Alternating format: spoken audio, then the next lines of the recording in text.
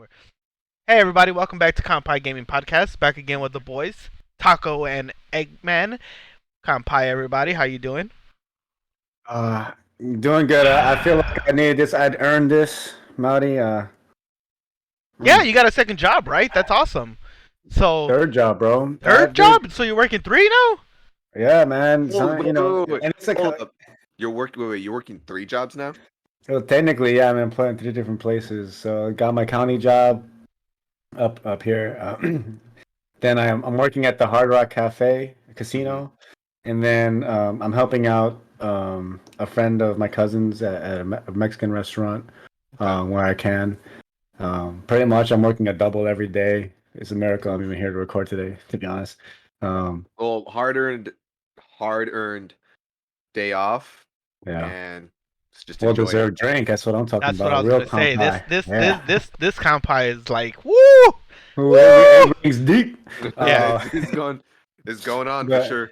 well, yeah, it's just outside the scope of games and stuff. Like this economy is just hitting everybody. I know Wow. down in LA, y'all feeling it. Like $7 a gallon on gas. Oh, don't even get me started. No. It cost me $80 to fill an entire tank. Woo. Yep. That's Man, the dude, struggle of us. But Yeah. we've But been getting enough out of of my woes. what? Enough of my woes. Enough of your Like, what woes. is it?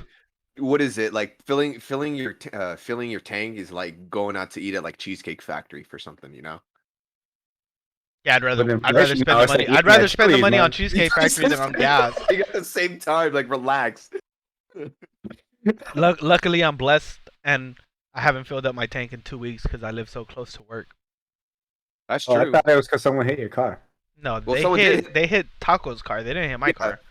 My car's Yeah. fine. My car's fine and dandy. I thought all your cars are messed up. My dad's, my mom's, Taco's, and some neighbor that lives next to me, or between So she me hit, and my so parents. the person hit 4 cars, and like we have a whole situation going on. Yeah, with- and what really sucks is that Taco's car is getting fixed. Then my mom's car got fixed. The neighbor's car got fixed. My dad's is fucked because they're just he's not getting anything out of it because he doesn't have full coverage, and the lady's insurance can't cover everybody. I got really lucky. So basically, I was gonna have to pay like a deductible, and I didn't have gap insurance. But the agent that I was talking with was like, "Oh yeah, don't worry about that. We actually already paid for that for you." So super lucked out on that one. Yeah, I know, but I don't know how the insurance stuff works and everything like that. So I had to like, get I don't think it's gonna. Well, I mean, that's only a point side, but regardless, damn, that sucks because I was actually just at a dealership today and trying to get another car because I had car issues myself. Don't do it. And oh my god, yeah, no, dude. It's not worth it. All right, let me just put this in perspective. I've been working really hard for the last 7 months to save $28,000 for a down payment on a house, right? These fools come in for a sticker price, like with the markup and everything, 40K, 42K car, right? You know, a hybrid. Where I live, driving far and often is a norm. So you want to get good fuel economy. And they're like, okay, yeah, with this 40K, with 15,000 down, you'll be paying 600 a month. And I was like, I'm sorry, what? I just put 20,000 on a house. You want me to put 15,000 on a car? Yeah, no. Excuse? Are you Like, give me another what the fuck? No. This whole labor shortage and silicon shortage and a bunch of other small factors that contribute to this entire issue right now is just really getting out of hand to the point where obviously gas prices, people don't want to make parts. That's why it's going to take 2 months to fix my car minimum, right? And because of the fact that there's just nobody working in factories due to labor shortages, due to COVID, due to other inflation reasons. Yeah. So there's no one to work and not only that, I can't even get a new car, assuming that let's just assume that my car gets totaled, right? Which is not going to happen, obviously, because it's going to cost 15,000 to fix my car. But if my car gets totaled, then and if I get like the whole money for the market price, then even then there's no cars in the market that's new to buy the same amount of car because they're going to want me to buy the same car. Yeah. Or not buy, but at least the same car because that's the whole point of getting your totaled. But there's no Lexus UX 250 in the market anymore because in fact, if anything, the dealership wants to buy my car back, right? So I'm pretty sure. Chaotic's wife over here also had the same issue. So, well, she actually was talking to me about that. How the dealership. Man. Yeah. Yeah, and it sucks because you're right on point. This car market is just ridiculous. They're trying to undersell us on the value of our cars, and before we just go on a tangent about Yeah. the economy and everything, It's affecting us. That's all we want to it's say. everybody. Like food prices are getting insane, crazy. gas prices are insane. We feel the struggle. Yeah, and I'm sure a lot of you people out there just feel the struggle too. Like, yeah, I know it sounds like we're throwing out numbers like 15,000 and all that stuff, but Hold up. Hashtag not sponsored. Hold up. You're throwing out numbers, buddy. We're not throwing anything out. All right. Whatever. Oh, but one thing is that we're hoping that Taco will possibly start working with me within the next couple of weeks. Yeah, He's possibly gonna get an interview soon, and if things go his way, he's might not be working in my department. There's a chance that he might, but he'll be working with my company, which is a step forward. Mhm. And even if they don't give him the price point that he wants, it's a step into the company that he wants to get into. And it's just opening a door. So we're looking at the positives, we're trying to stay positive, especially with all the bullshit that's going on in the world right now, and hopefully you guys are too. But yeah, let's go ahead and skip on that. And no, it's not. It's at the. We could pretty much carpool together.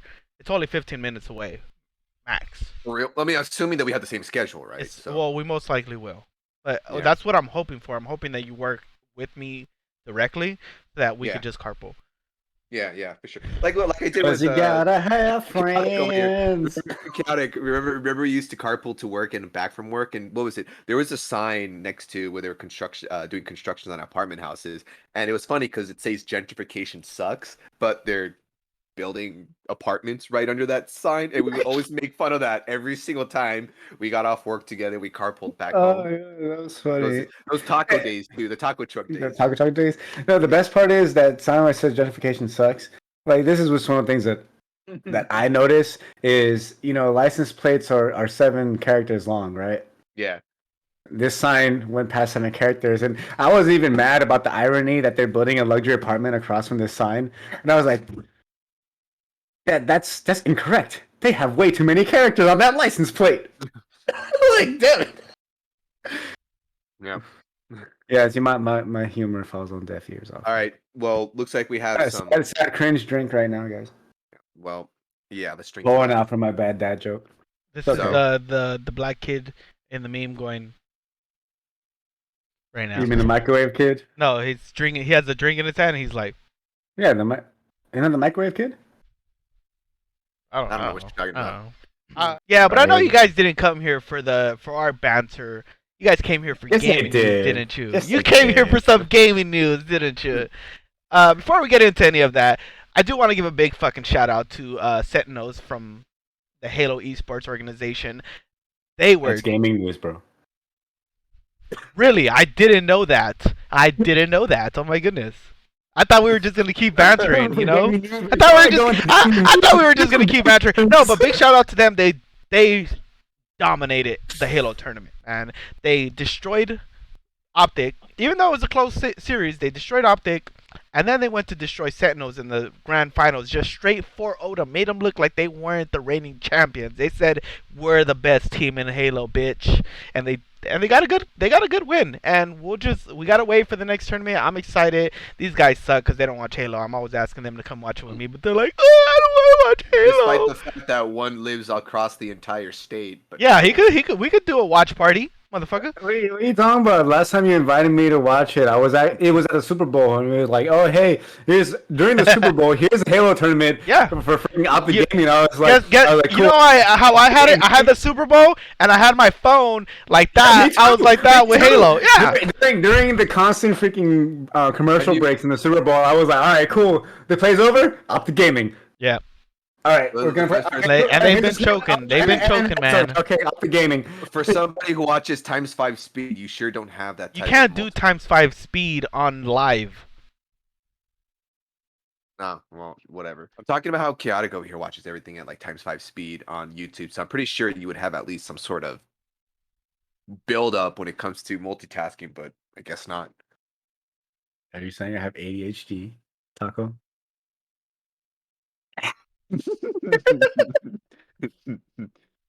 Yeah, these guys are weird. Anyways, on top of that, Seattle Surge from the Call of Duty World League, they also got their very, very, very, very first win in a major since they started their organization. They've been the last place team for all of Modern Warfare. They were nowhere to be found on Cold War, and now in 2022 Vanguard, they finally won the first major. And they did a great job. They were playing amazing. Their rotations were on point. God, I love esports. I hate these guys for not liking esports like me. Chaotic over here only fucking watches Dota, and then he falls asleep. While watching said Dota. But then again, it is playing at like 3 o'clock, 4 o'clock in the morning. But this fool invites me to go watch a damn, what was it called? The International, and everybody falls asleep but me. You know, that's a good esports report for the COD community. I'm sure all and 5 Halo. Vanguard players will appreciate your report. I'm finally getting excited for Pokemon again because they came out with some dope-ass legendary Pokemon. Like, these actually look like legendary Pokemon in the new trailer that just came out, and they look awesome. There's a purple lightning lizard and then the fire lizard. Like, dude, they look dope. What did you guys think of them? I absolutely love the design too. I think they're based off of a motorbike or whatever. So one has a wheel on his belly and the other one has a wheel on his chest. Yeah, I think that was just a meme. No, they actually do have wheels. Oh, do they? Yeah, I just thought that's like a they had just had like puffy chest. I'm not denouncing. I was like if that's true, then that just kills it for me because. Like for the first time, I'll admit this. Like the last couple generations, the boxing legendary is just like they're going towards a certain theme. It's not. I know like for me, Ruby and Sapphire are my favorite gen in terms of like the game itself. But in terms of like my favorite Pokemon, I have Gen 4 as a personal favorite for Torterra and all that stuff. But Gen 3 was like the pinnacle of Pokemon for me because they took it in a different direction. And I know I said in the previous episode, but that was like the first time where I look at the legendaries and I look at the Pokemon and I'm just like, wow. Like the little kid in me is just like, yo, like let's go get some Pokemon. I'm really excited. Groudon was the shit. And every generation after that, I'm just like, yeah, whatever. You know what my favorite My favorite memory when it comes to Ruby and Sapphire is that when we first got the game, you slept over, yes. And we literally spent the whole night until 6 o'clock in the morning playing Pokemon, and then my alarm went off, and you're like, what's that? I'm like, yeah, I gotta go to school in 2 hours. Yeah, cool. I'm just gonna beat the 6th gym while you're at school. Yeah, and people don't believe me when I say this, but we literally got to the 7th gym in one night. People were like, how? How is that even possible? I was like, dude, we were literally playing like 7-8 hours straight. Yeah, I remember you told me that you got to the gym with the twins. Yeah. Yeah. I mean, I think this is an episode 4 if you want to go back and watch the full conversation on that. But essentially, like, what I'm getting at is I was picking the best of the worst of the legendaries in terms of the games I did play after Gen 3. And this is the first time where I'm like, I'll humor this reveal. Like, let's see what they got, right? Well, Dialga and Palkia look very legendary-ish. They do. But then after that, it's kind of it kind of goes in a common theme. It didn't draw me the same way that Kyogre and Groudon did. Yeah, like it wasn't like Battle of the Titans. It's like oh here's like Deus Ex Machina, super powered Pokemon. Like they literally brought Dot into the generation. Like they literally brought Dot into Pokemon in that generation. Like how are you gonna beat that? You're kind of right because. What is it? Dialga and Palkia are probably the last legendaries or flagship legendaries that kind of felt like they have a presence or an aura, right? And Groudon and Kyogre definitely were. It has an imposing presence. Don't even get me started on Lugia. Yeah, one is literally a god of land and one is legendary of god of water. Right, yeah, and right. Rayquaza's balance, and they basically Gen 3 was elemental. Gen 4 was the beyond, like space time, God and devil, and all that stuff with Giratina. Right. So that's the last time I ever saw awe in the legendaries, and it was up to this point in Scarlet and Violet. I was just like, yo, the little kid in me is like, that's dope, freaking dinos. Yeah, they I'm look torn pretty because cool. I really like the Power Ranger aesthetic of Violet with the dragon. Like everyone's, but then you go back to the Primal, with the Scarlet Legendary, and I'm like, yo, that's just a beastly dinosaur, And for me personally, if I had to choose, it's not even about the legendaries. It's about the professors. Yo, Chad Chad. Professor Giga Chad, dude. Giga Chad. I mean, don't get me Oh, wrong. he likes Don't get me wrong. the mommy waifu The professor. Dommy mommy. Ah, dude. Of course you would. Of course you would. That's only because he likes the Scarlet Legendary better. That's what it is. He's making it seem Hey, like it's about they the put the professor, best but of it's both not. worlds in one Pokemon game. What do you want me to do? No, but honestly though, let me give Pokemon credit for Hey, this. you know what I just realized? What? They put the Giga Chad Pokemon with the female professors, and they put the more feminine snake like legendary with the male professors, like a swap. Yeah. So I'm gonna give Pokemon a little bit credit this time. They kind of gave incentive to buy both games, not buy both games, but at least have an equal population between both games, right? Like, I mean, there's people who are gonna gravitate towards the Giga Chad Professor, and there's people who are gonna gravitate towards Grognak the Barbarian Professor. Let's So call it the Dommy mommy. you call it Is that that. the meme right now that's going around? Well, they're I don't know what the meme is. The meme is for the male professor. Yeah, Like, everybody's doing the Giga Chad with him. Yeah. Go find the legendary. Anyway, yeah, I mean, But let's I'll talk. go with Scarlet. Let's talk about the real Scarlet. reason. Doesn't matter. Let's talk about Scarlet. the real reason that we want to play Pokemon. All right, Lechonk. Lechonk. Probably my favorite bro. Pokemon ever. Smoliv Garden.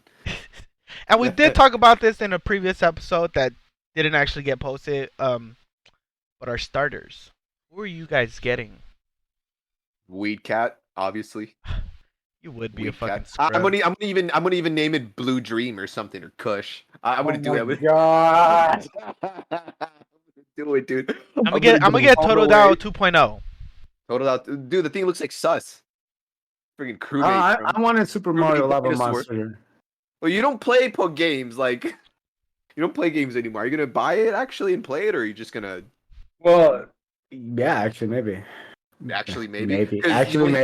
You literally only have one game on your Switch. Smash Bros.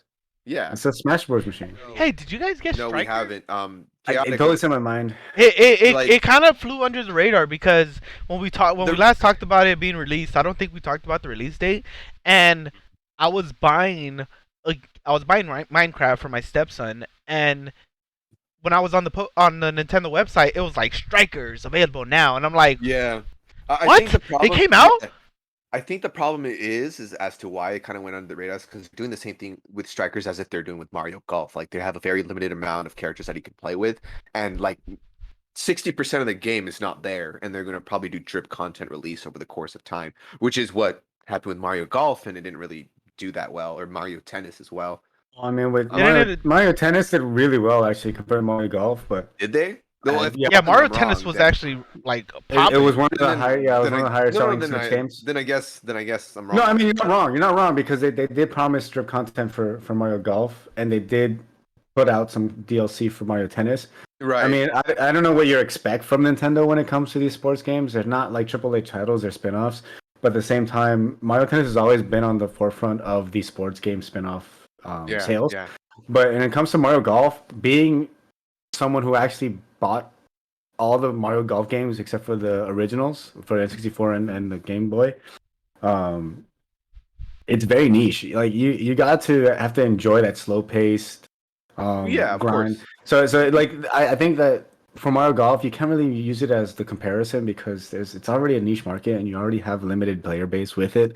But Strikers was way more successful than Mario Golf, Total Tour, or the Game Boy one could ever be, especially when it comes to the multiplayer aspect. Dude, we all three of us have vivid memories of Mario Strikers. Okay. Yeah, and I think Mari still has the bruises. Oh my goodness, Chaotic over here was so violent in that game. Oh my goodness, not as violent as he was with Double Dash. Oh my goodness, a video lost to time itself. The video that lost its time itself. Yeah. Anyways, yeah. But I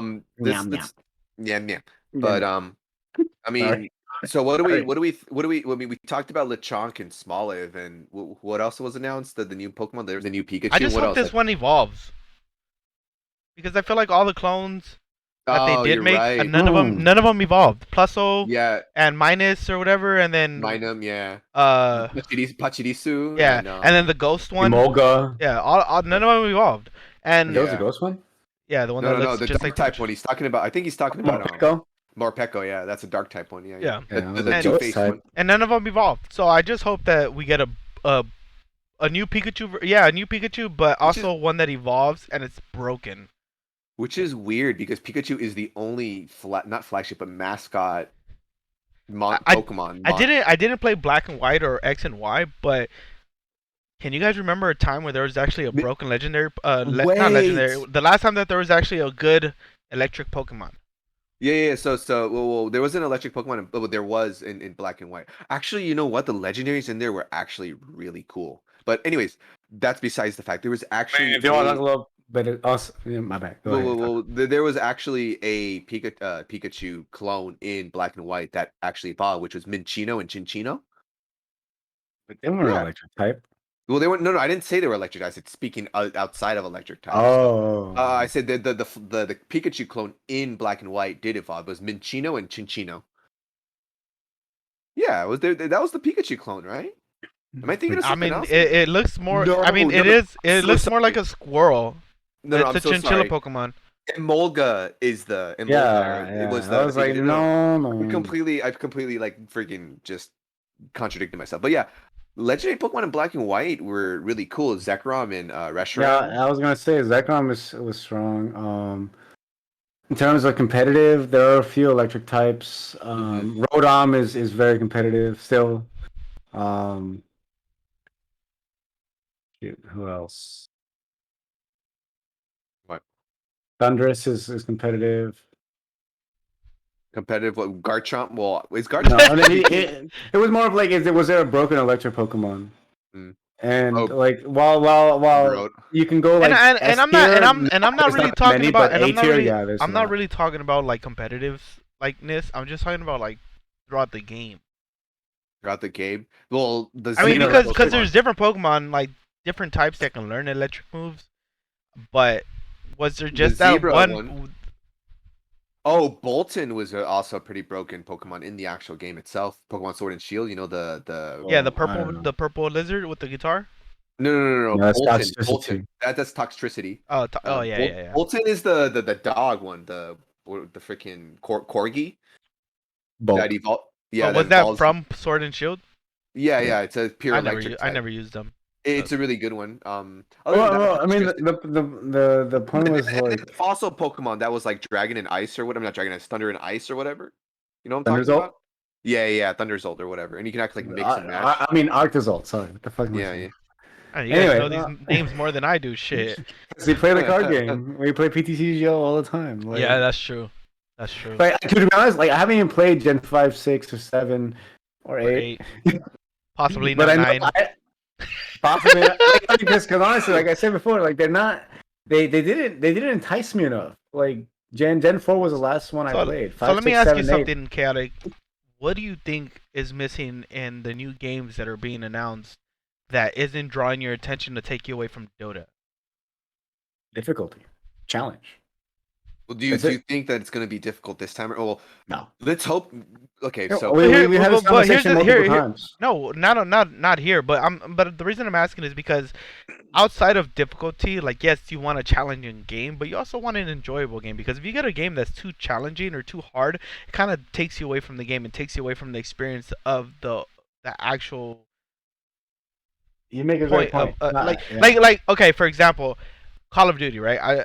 Right now I'm playing Halo, and Modern Warfare 2 was announced, and they came out with the trailers and all that, and I didn't play Modern Warfare, and a part of me feels bad because Modern Warfare 2 and the original Modern Warfare and Modern Warfare 3 were amazing campaign-wise, right? So from what I hear, the actual Modern Warfare 2019, the campaign is great. But I never played it because I was too focused on multiplayer. I feel like multiplayer takes away a lot from story-based games that have a lot to give you, right? So part of me wants to go back and play it, but I'm also in that aspect where I'm like, oh, but I want to play on the most difficulty, the hardest difficulty. But then it's like, fuck, if I do that, it's gonna take me too long, and then I'm just gonna not want to play the game anymore. I'm not playing it for the story anymore, right? Right. Right. So I feel like sometimes Perfect balance. difficulty isn't always what you want from a game. Like Miles Morales, for example, right? That game on the hardest difficulty was easy as fuck. Mm-hmm, mm-hmm. I mean, it's But also I subjective, right? but I enjoyed every minute of it. Like, I think this got to. Oh, go ahead. Go ahead, Taco. Sorry. sure. Maudi hit the nail on the board, right? Like you can have a game that's like really easy. Like let's take Kirby, the newest Kirby, for example, right? The Forgotten Lands. Like that game is complete baby mode. Like it's just Thank God I didn't stupid get easy. it. But the game sold millions and millions of copies. Right. So It's many Kirby. people. It's Kirby. It's Kirby. Yeah, and so many people enjoy it. So many people love that game, even though it's baby. The hardest difficulty there's only two difficulties: it's normal and wild mode. People love it. My sister plays it. All of her friends play it. I look on Twitter all the time, and people are there having a blast with that game, right? Yeah. So, I mean, sure, the key thing here that you have to look for is the balance, obviously, right? But if you have a company that knows exactly what they're doing with their product, like for example Kirby for this case, where the game is baby mode, but fun is a complete factor on its own that can completely override the difficulty of it being too easy. Right. Now, I absolutely agree with Chaotic over here that the most recent Pokemon games were just way too easy. Ever since X and Y came out, all the way to Sword and Shield, the game just holds your hand. And I understand that Nintendo wants a demographic of kids playing these games, but kids play Fortnite a lot. So I think they're very well versed on how video games work at a very basic principle level, right? Mhm. But what really annoys me is that Nintendo just can't seem to get it.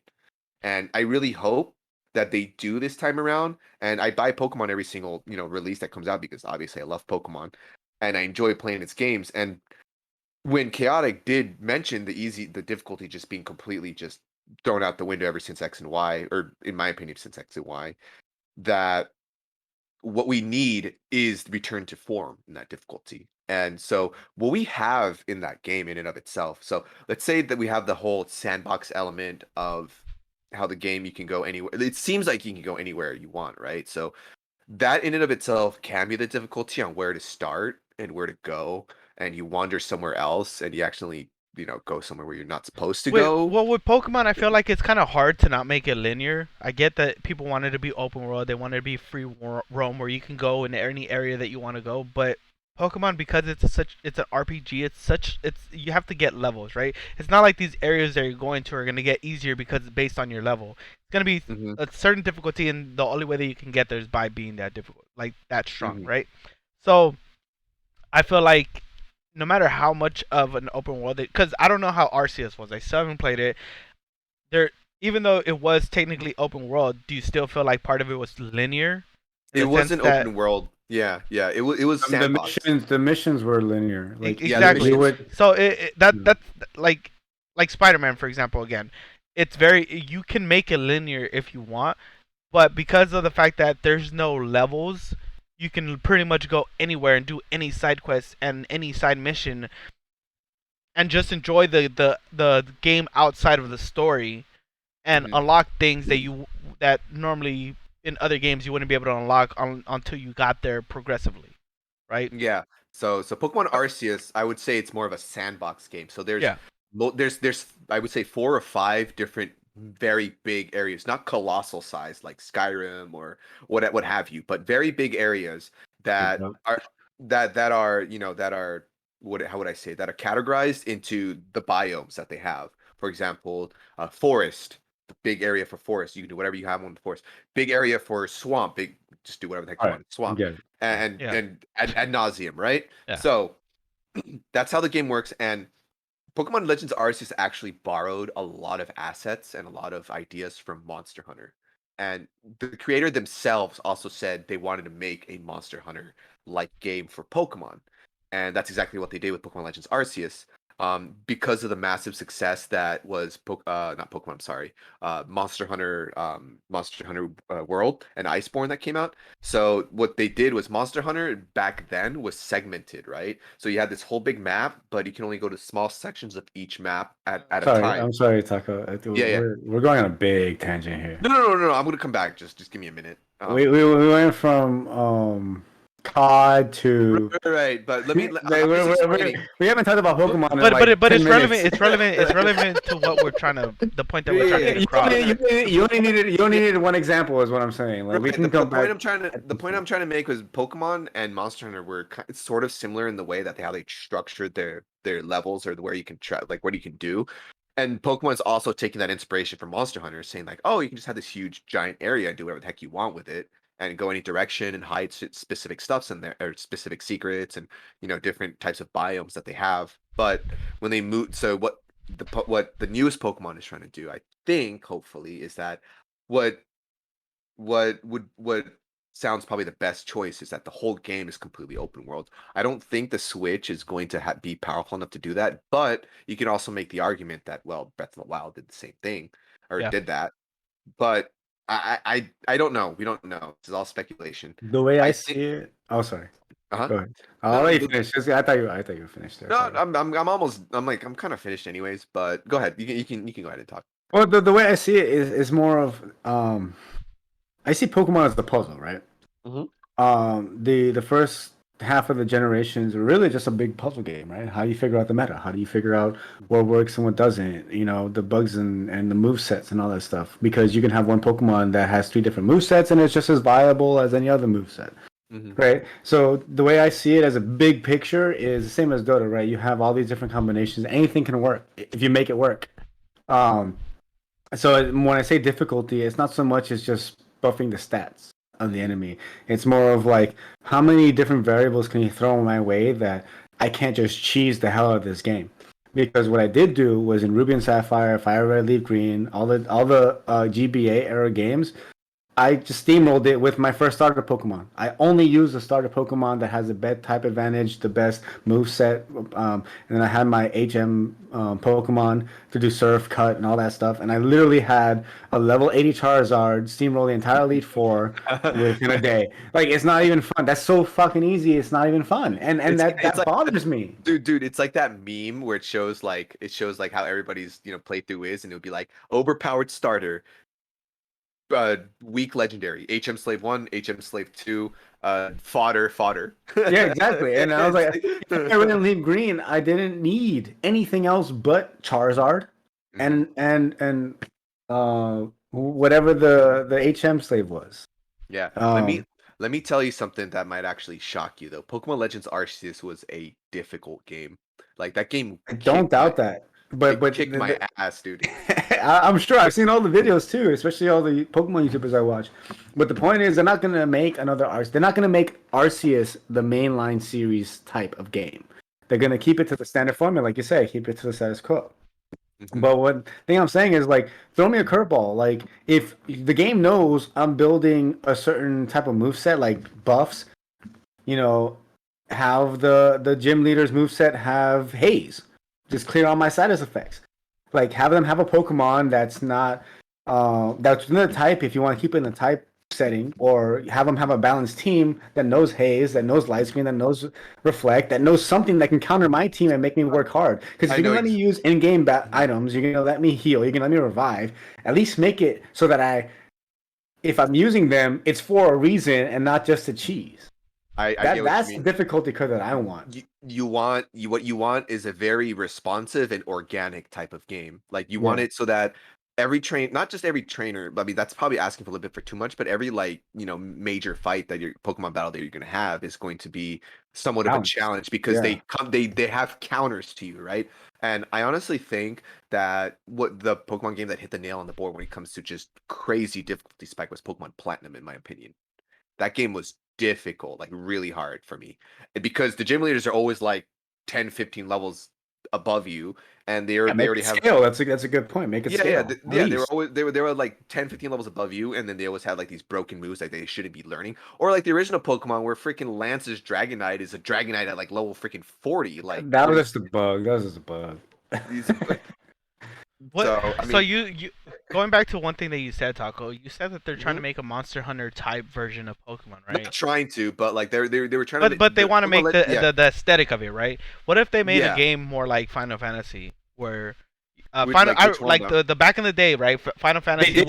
was a basic RPG where it was like you have your four characters, right? You have your wizard, your healer, your warrior, and then something else. I forgot what the fourth one was, right?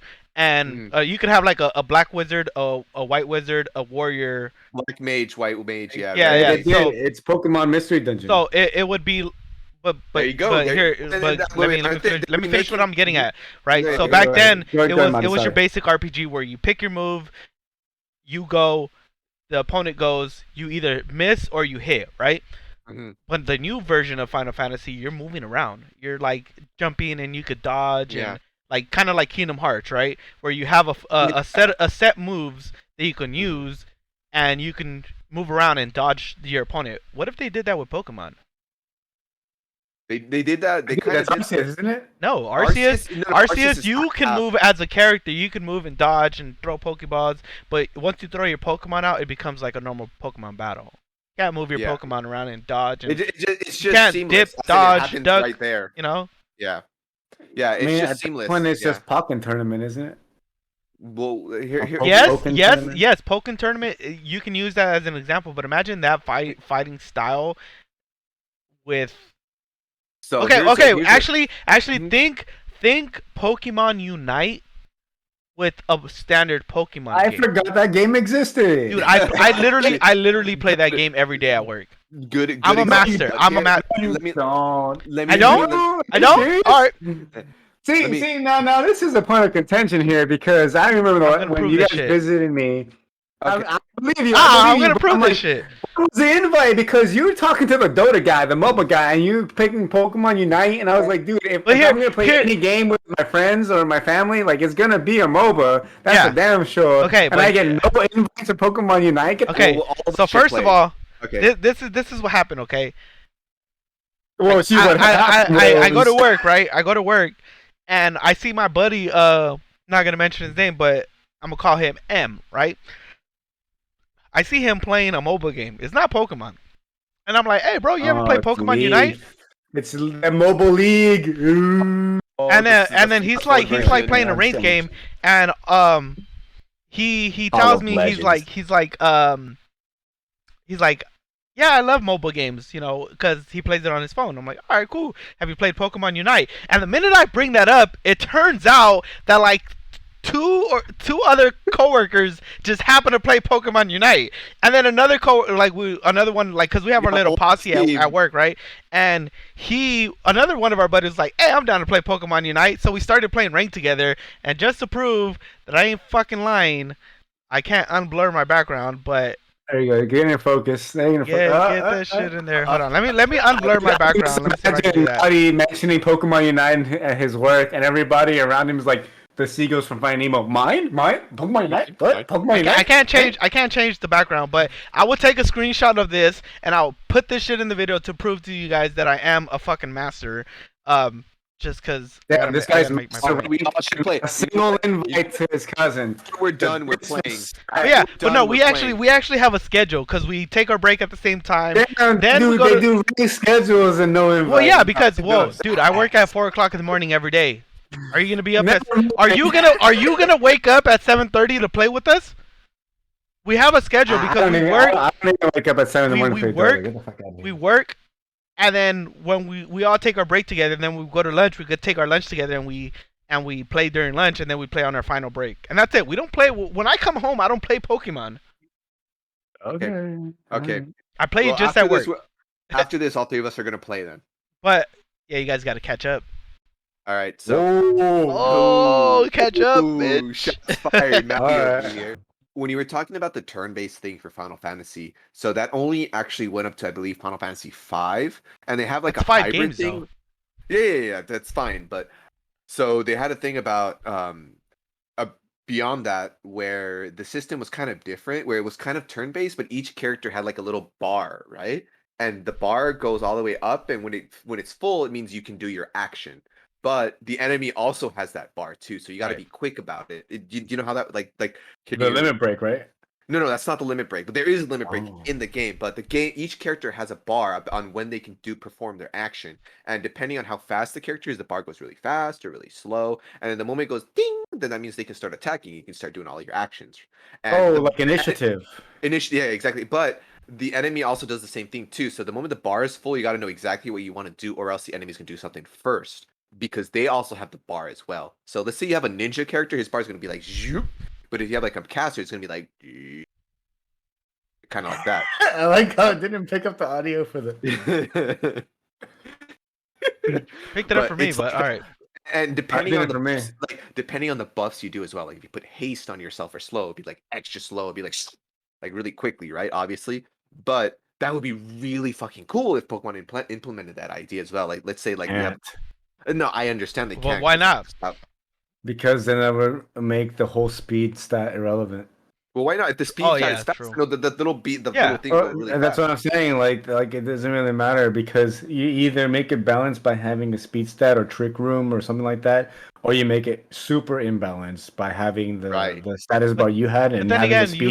you have to do that. You have to fail to succeed. But they kind of did that with Mega Evolutions, right? Like, I mean, no, Mega Evolutions were busted as hell. Like that's why they don't do them anymore. No, that's what I'm saying. Like you have to balance the stats, because you have someone. Fuck, who was it? Am I the only one who hopes that there's none of that in this game? Like gimmicks? There's gonna be a gimmick. No gimmick, no Mega Evolution, no gigantic Max or whatever. Yeah. It seems like they haven't shown any of that so far, so we can actually count on that. But I think we have like about 7 months before it releases, so we're probably gonna get like 2 or 3 more trailers before. They might show new gimmicks, new gym leaders, or whatever. I mean, they're definitely gonna. I think the next trailer they're gonna put out is their gym leaders and whatever. Because the thing, see, in my personal opinion, I think what Pokemon is now different from us is that they focus more on the characters than the Pokemon now. Do you know what I'm saying?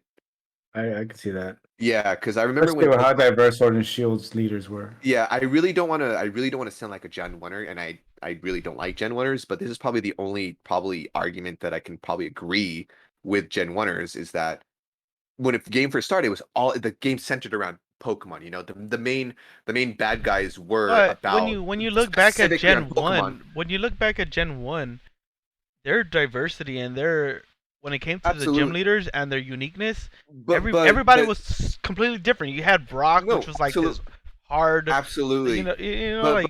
But it focused more on the Pokemon, right? Like you wanted to catch the Pokemon. You wanted to, you felt so much vigor, and you felt so much like how would I say it? Just fun in focusing on the actual Pokemon of the game. But now it's about like the waifu. And I wouldn't say waifu.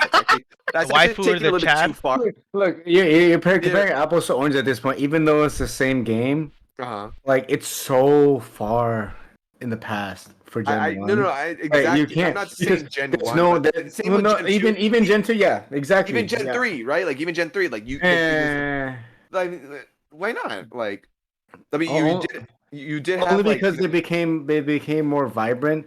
But Gen 1 and Gen 2 was very themed to the Pokemon that they used. Whereas, like for example, Chuck. Tell me, off the top of your head, which Pokemon does he use? Who the fuck is Chuck? Makuhita? Isn't that Makuhita or whatever? Wait, first, who the fuck is Chuck? Isn't that the fighting type gym leader from Gen 3 or no? Am I wrong? Yeah, no, you're right. But the one looks like Sonic, right? Sonic? Yeah, he has a Sonic hair, and then the gym. No, I wouldn't say a Sonic hair, but he's basically like he almost looks like a wrestler, right? Where he has the pants, he has no top, but he has the spiky hair. Yeah, and he has like the mustache that comes out like that. That's the water type no, he's a fighting type gym leader. Gen 4, he's a water type gym leader. No, I'm gonna look that shit up right now. Chuck is a fighting gym leader. He had a fucking Poliwhirl and a Toxicroak. No, it's a Gen. This is Gen 2. 9, right? He was gold and silver. I have the wrong gym leader. Hold on. Yeah, because I just looked him up. The Chug you're talking about, he's the one with the in Gen 2. Yeah, he's the one that's like sitting under the waterfall. I know what you're talking about. He has the dynamic punch, Machamp, Poliwrath, whatever. And he's not a monkey, but he kind of wants to be a monkey. Oh, Primate. Primate. Oh, it is a Primate. monkey, I guess, but it doesn't look like a monkey. It's like a pig primate. Yeah, it's like it's a hybrid pig monkey. Yeah. Well, I must be thinking somebody else. Yeah, he had like a Gen 4 gym leader. You're talking about the Gen 4 gym leader. Yeah, I think so. The blue guy. Just type in the Diamond and Pearl water gym leader. He has the mask on and everything. I know. That's the guy. I told you, dude. He's the one that has the. Actually, wait. I don't even know how. They look the same. Okay, first of all. Wow. It's a big buff dude with no top and stylized bottoms. Come on, dude. It's the same fucking design. Yeah, the only Pokemon from that generation that he had was what? Floatzel? Yeah, Floatzel. Yeah, so let me say this. Like, okay, obviously I was mistaken with the gym leaders, right? I'll give it that. But you look at Crasher Wake, tell me, is he a fighting type, a water type, or an electric type, or a fire type? You can't fucking tell because his design screams all of them at the same time. Water. Yeah, he does look like a wrestler, so you would think fighting. Fighting, exactly. But then what the fuck is up with that headpiece? Like, you can either see it as an electric. Hair is on fire. Oh my god, dude. That's what I'm talking about. Like, obviously they were going character focused. My point was they were going more character focused. Right. So it's not about you and the Pokemon. It's about it's not about the Pokemon and you. Now it's the you and the Pokemon, right? So it feels like the Pokemon are a secondary aspect of the game to me, like to a certain extent. Right. Yeah, I get it because back in the 90s and early 2000s, it was a lot of the games during that era were more of silent protagonists, faceless protagonists, where you can insert yourself into the game. Sure. Right, and with Pokemon, like we've had that so long, it's become commonplace, right? So beyond the point of you immersing yourself into Pokemon, like okay, the gimmick of catching these creatures and making them battle against each other becomes old and stale. How do you make it more diverse and more engaging, right? You boost the characters, you boost the lore, you boost the world, and they've done that. They've done that in every aspect, and I give them credit for that. And Sword and Shield being the generation that I feel had the most character diversity in the game. Mm-hmm. I mean, sure, that's definitely a fair argument. I guess you can put it that way. I mean, I just hope that at least half the game on Scarlet and Violet when it comes out, it's going to be a return to form. At least to like maybe somewhere in between, right? Like a good balance. Like Chaotic over here, you were saying that you wanted the difficulty to be the way it was. I just want it to scale. I think to be dynamic scaling.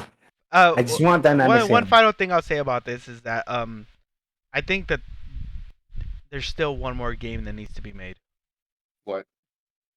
Like I'm saying, like this is the last game that's gonna be made to get them back on form, right? So first couple gens was all Pokemon, right? And then it was like these new characters that they're trying to bring into the game to make diversity and all that, right? And then it's the new mechanisms and the mechanics of the game that they're trying to make, right? So now they're trying to make it more free. Now they're trying to make it more like Arceus, right?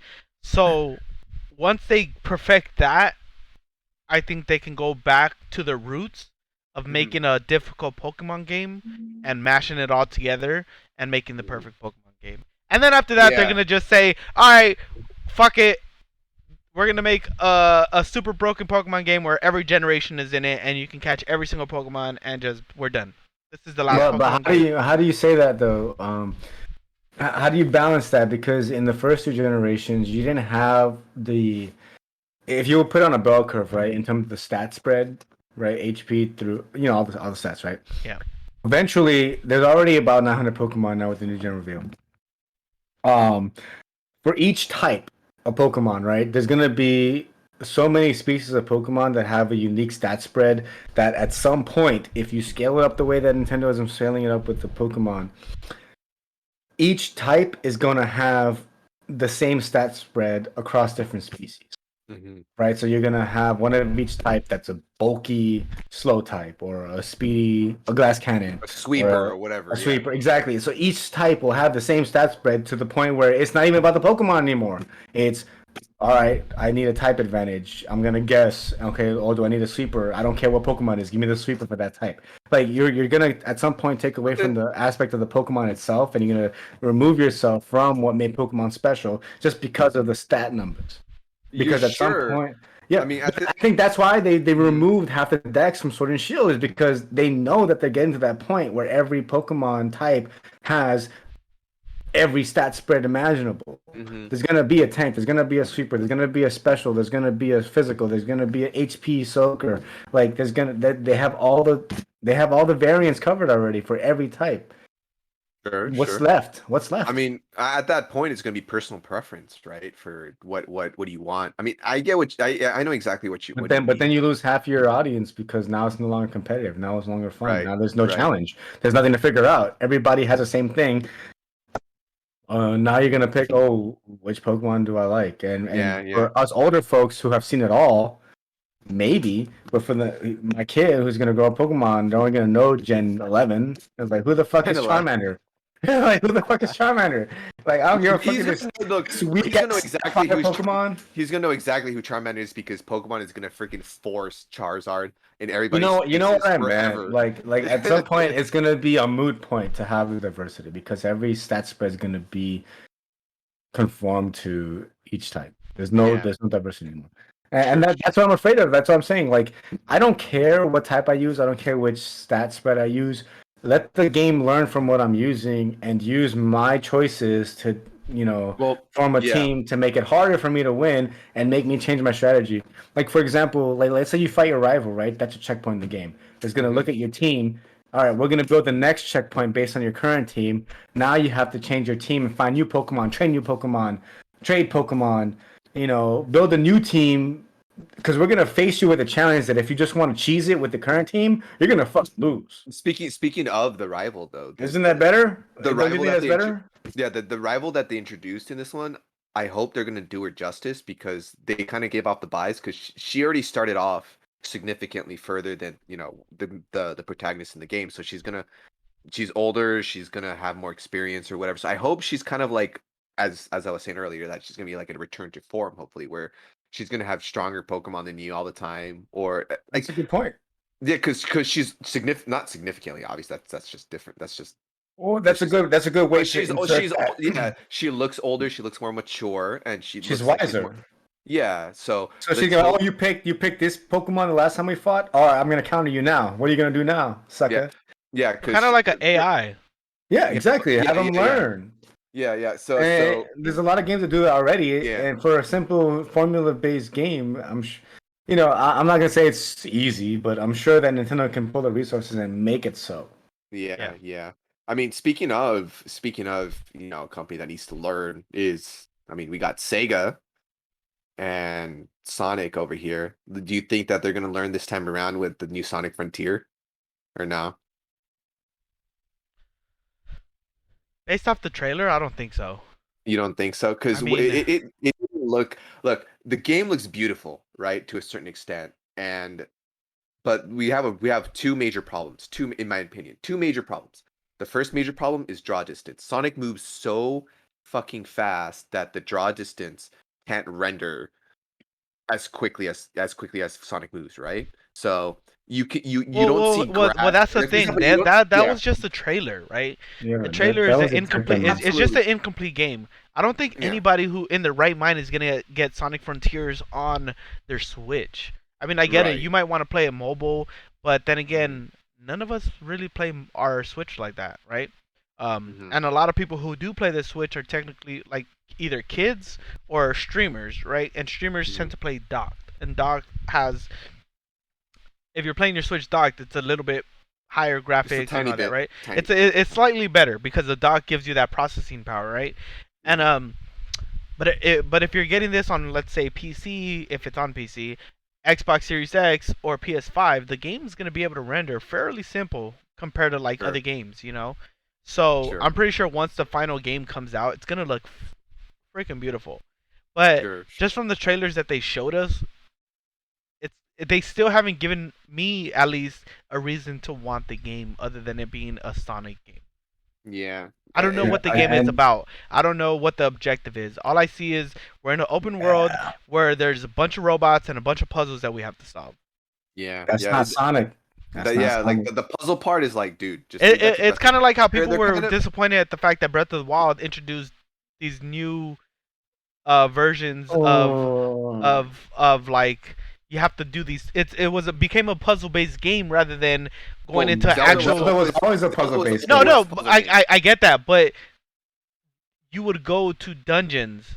You wouldn't go to like The only difference is that there's only 4 dungeons, and so let's say okay, we have about 5 dungeons. Let's assume 5 dungeons in a core Zelda game from the past, right? Those 5 dungeons are like 5 hours each, right? The only difference that they made in Breath of the Wild is that they just put less dungeons, and that take. They didn't put any dungeons. 2 hours. There's 4 dungeons, the freaking beasts, and then they have the I wouldn't even consider that a dungeon. I think that's missing the forest for the trees. There, then what was the last? Okay, name a Zelda game that you played to the end that you want to compare this to. Like I'm just giving A Link to the Past. Question. A Link to the Past. Okay. Minish Cap. Minish Cap, that's a good example. But A Link to the Past.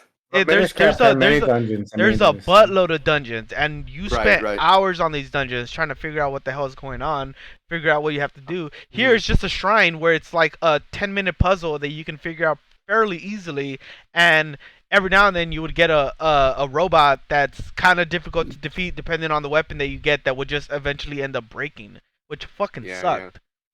Yeah. So going back is like it's not so much that the puzzle aspect is bad, but it feels like it's not a Sonic game. A Sonic game doesn't have puzzles in it like that. That's why Sonic Heroes was so poorly received, was because there was puzzle aspects in the game. Like and the that chaotic, was back in the mid 2000s. Chaotic. Yeah, and that was bad. And I'm like, okay, I understand open world Sonic game. You can do it, but it has to be fast. It has to have cohesiveness to the lore of Sonic. Get this going, but I'm like, half the time during that gameplay trailer, he stopped. Like, why are you stopping? You're Sonic. Here's what in my personal opinion was the biggest gripe of that game is that like the way they had that little rails like floating in the sky, like that just looked freaking. It looked weird. I mean, okay, come on, man. San Francisco Radical Highway, you have these random ass rails, and you're like, come on, you level design. I'll give them the creativity that they deserve. Like it's Sonic. Like, let them do this random bullshit. When you were talking about Radical Highway and stuff like that, but the game focuses you onto the ground, so you don't see those freaking squiggly lines in the sky. Like you're focused on the highway, you're focused on running forward. Or let's even make it. It doesn't work. It doesn't work though, because even in the middle of SA2, you have the canyon level for Shadow. None of that make any sense. Why the fuck are there rails floating out of nowhere in the middle of a canyon? Chase, right? No, not even Final Chase. Final Chase is weird though. There's a Grand Canyon level for Shadow. Skyrail. Skyrail, yeah, that's the one. Yeah, Skyrail. And none that level design doesn't make any sense. Yeah, like why are there freaking rails in there? Exactly, that's my point. So like you're gonna give them liberties with level design. So I'll give them that. That's not the problem, but it's more of like, okay, if you make an open world, you gotta make an RPG, a la the Dark Brotherhood. Like, and although that game wasn't well received, like that it was in the right direction. If you're going that direction, where you need to make it slower, you can't focus on Sonic, make an open world. Like, hey, you can zip around, but then every time you gotta do something, you gotta stop. That's stupid. You might as well make it a Breath of the Wild. Make it a different game. It feels like it's another game that just has a Sonic skin on it, and I don't like that. Yeah, it seems like the Sonic team right now is just trying to be something other than Sonic, in my opinion, right? I feel like this is an original idea. Like I think that they're trying to change too much. Yeah, because there's no way they put this many assets into this game. What do you think Sonic needs to do to make a good story game? Okay. A good story. And from the trailer we didn't get anything of the story, right? Exactly. Yeah. So Because just from like based off what you saw, do you doubt that this is gonna have a good story? no, I think that they have the potential to still make a good story. I just have yet to see it.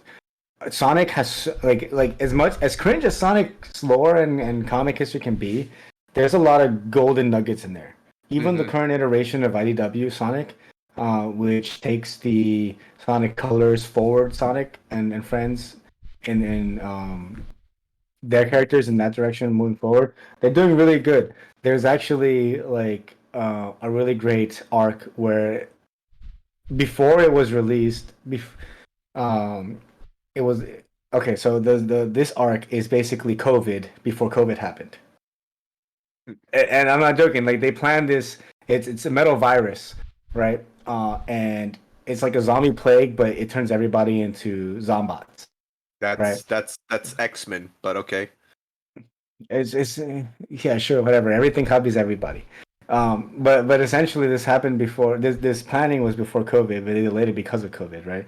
So I'm like, you can make a good Sonic game out of that. You have a good that was a good story. If you want to go and watch some YouTube summaries or read it yourself, it's a good story arc. And that is the basis for the rest of the IDW Sonic series.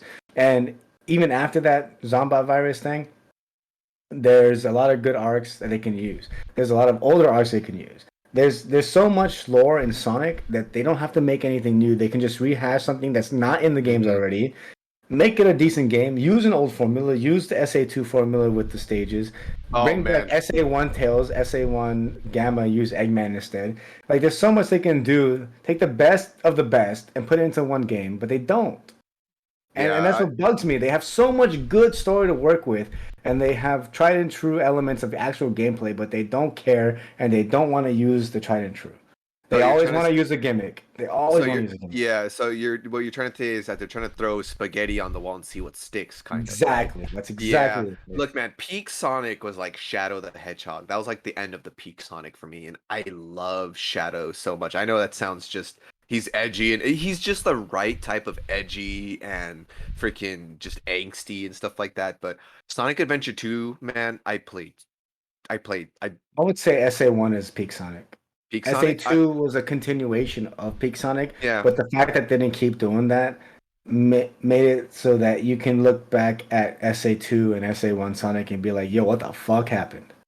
No, I disagree with that. Well, the only one being colors, because then you have Shadow the Hedgehog, you have Sonic 06, you have Sonic Unleashed. Sonic 06 was just Sonic and the Black Knight, Sonic and the Seven Rings of Power. Yeah. Yeah, but, and it's like, look, you have so many misses when you had a solid formula in 2001. Why would you change it? Yeah. No, for reals.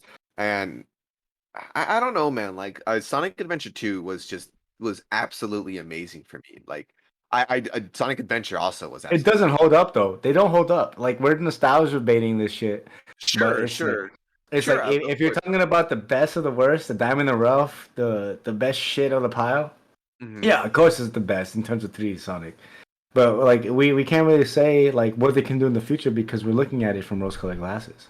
Yeah. So it's like what do you expect from them now? Oh, Sega does what Nintendo don't. Well, they're trying what Nintendo did, and it's not working. It didn't work. It's like that meme Maudie sent us earlier today about like, it's like, what are you guys waiting in line for? Oh, we're waiting in line for a game that we're going to buy that let us down again in the hopes of not letting us down again this time. But we're going to buy it anyways so that they let us down again anyways. Carry on. Exactly. That's Sonic in a nutshell, isn't it?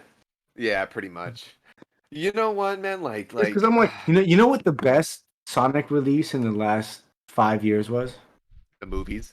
No. What? And this is my personal opinion. It says, if you want to keep guessing, my favorite Sonic media that came out in the last 5 years was Sonic Boom, the animated series. Yes. It's because the entire staff of the animation studio just had complete liberties on what they can do. Yeah, they grew up with Sonic. They knew the memes. They knew everything. They knew the dark and the dirty, the fan fiction, all the Rule 30. Like, they knew all that, and they knew how to make a good joke. I would say the animated series Sonic Boom was better than Sonic live-action movie 1 and 2. Better than both combined. It's that good, that meta. You need to watch Shimari. Watch Sonic Boom the anime series. You will laugh your ass and off. watch it with Milo too, because it's family friendly and has like little wink winks kind of moments. Yeah. Yeah, but look, what I noticed about Sonic is that like you should have the staff, the people who made the game should love Sonic, right? Like we had like look at Sonic Mania, like the person or people who made it was a huge fan of Sonic, and therefore they hired in the Sonic team at Sega because of that. And Sonic Boom as well. Like it had like some sort of relative success because of the fact that everybody who worked on it loved Sonic and knew the insides and outs of Sonic. So I think what Sonic is missing there is to have a staff on a certain level that they deeply like Sonic, right? And what you're saying is that Sonic is trying to use too much brain and lacks heart. Exactly. And because they want to use too much brain, is they keep trying to try something new that doesn't work, and they're throwing all this fucking spaghetti on the wall and it doesn't stick. Well, how about just instead of just throwing all the spaghetti on the wall, why don't you just make a food that actually tastes good and not just fucking keep throwing stuff in the hot water and then They're just trying to do what Nintendo, but they keep making spaghetti. But Mario's gonna turn over this grave. That's gonna be our like motto. We keep making spaghetti. Speaking of open world games that I for some reason just don't think is gonna live up to the hype, and just because they're trying too hard and trying to implement way too much, and there's way too much going on in it, is definitely gonna be Starfield. And I know I'm like complete left compared to everyone else who's looking forward to this game, and this is the biggest announcement in the showcase that Xbox and Bethesda did. But for some reason, the fact that they have thousands of worlds and multiple galaxies and like at some point it's gonna get repetitive, right?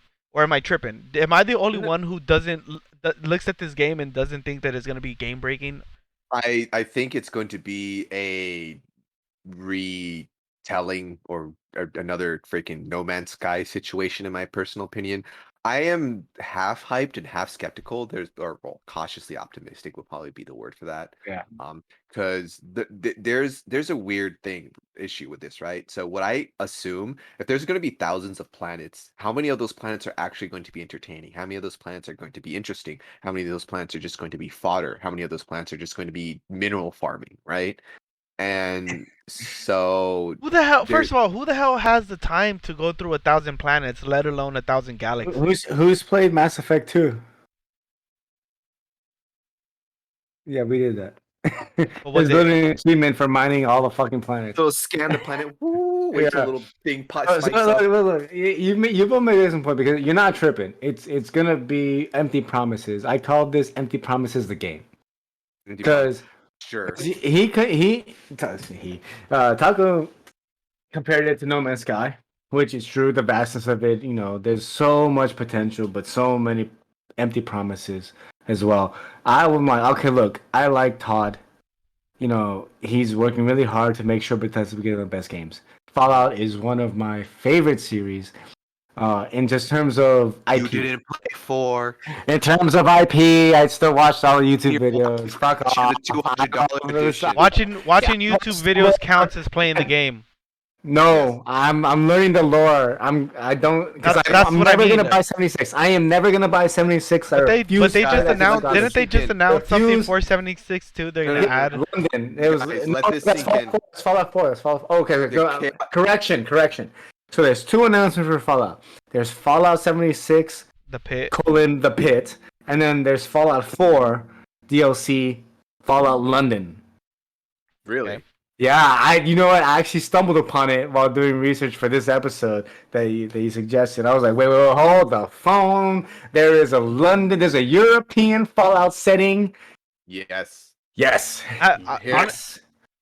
To shy away from Fallout, sorry to interrupt, but out of the whole Bethesda showcase, there's only 2 things that caught my attention, and one, I'm not upset about it, and I get it because it's an indie developer and they got to figure out a way to release this game and obviously that's Silk Song, right? It's gonna be just on Game Pass, and Oh, we didn't even please. get a release date. So it's like it's coming out one day. That could be fucking 10 years from now.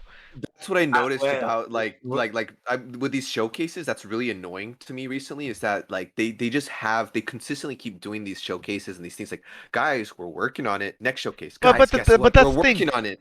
I don't mind that at all. Here's the thing: Hollow Knight is one of those games that no matter what system you play it on, it's gonna look amazing. It's gonna run well. I love that game so It much. was man. amazing on the Switch, even though for some reason, something about that game made me want to play it docked and on my TV. But I wanted to get that on the Switch. I don't want to put it on my computer. I don't want to. I want to play that on the go. Yeah, isn't it? Huh? You can just stream it. It's only gonna be on Game Pass from what it looks like. No, I mean, but I'm not saying like. No, it's not. Say, yes. No. They haven't. They haven't announced. They haven't announced anything. Huh? No, I was talking about you playing Hollow Knight, like how you prefer it on your Switch. Oh, to stream it on like from like Steam Link or right. Oh, like going to Twitch and all that. Or picture mode, yeah. Like there's other ways to play it. That's what I meant. I was like, well, if it's more of like it looking nice, there's other ways to play it. Right. Well, I'm not. I don't care more for it to look nice. I care about the gameplay. So what you're saying is you should buy a Steam Deck. Or I could just buy yours off of you because you don't play it. Double T, he's walking out. No, but out of all the games outside of Hollow Knight that really caught my attention, I thought it was a unique aspect that I've never seen before in any game. It's gonna be I'm not sure if I'm pronouncing this right. Airband Shadow Legacy. And I thought it was a really cool concept of you're literally fighting in the shadows. Like you traverse through shadows. That's right. And you don't pop up unless there's light. Or you can pop up whenever you want, but the way that you can like avert everything is through the shadows. And it kind of reminded me of Shikamaru from Naruto, where he like uses shadows to fight and controls people. Imagine something like that where you can use someone's shadow to control them and like do certain shit. There's a game like that already. Shut up. Anyways, it's called Mark of the Ninja. But either way, out of all of the games, out of Diablo, all the amazing games that they did announce, a lot of things that they announced looked pretty cool. But I don't know, it was something about this Shadow game that really drew my attention and really had me saying, like, I was watching it and I was kind of like, okay, yeah, that's cool. I don't really care for that. And then when they came out with that, I was like, holy shit, that actually looks fucking interesting. Like. Yeah. I've never seen a game that plays like that. Well, let me back up a little bit back to Starfield real quick though. Like, it looks very open promisey only because of the fact that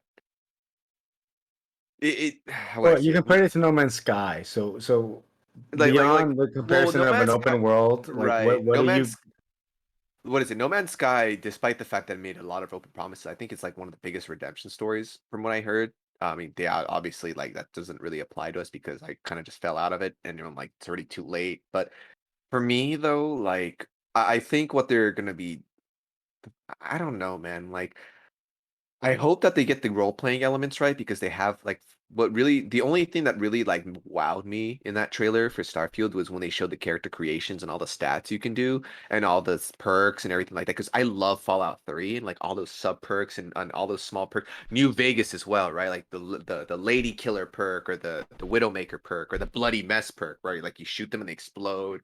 Or all those Animal Friend right. And one of my favorite perks was Wacky Wasteland, where like you can literally Wacky Wasteland or something like that, where like you can literally have access to like extremely bizarre events that only this perk has, but it doesn't really do anything other than like you might get something like a special weapon or just see some weird ass shit like a UFO just crash land right in front of you or stuff like that, right? Yeah. But it seems like they have that in Starfield, which is like okay, like. You made an excellent point, Doctor, about comparing No Man's Sky. But here's the thing: when comparing it to something like Fallout, right? We've heard this before.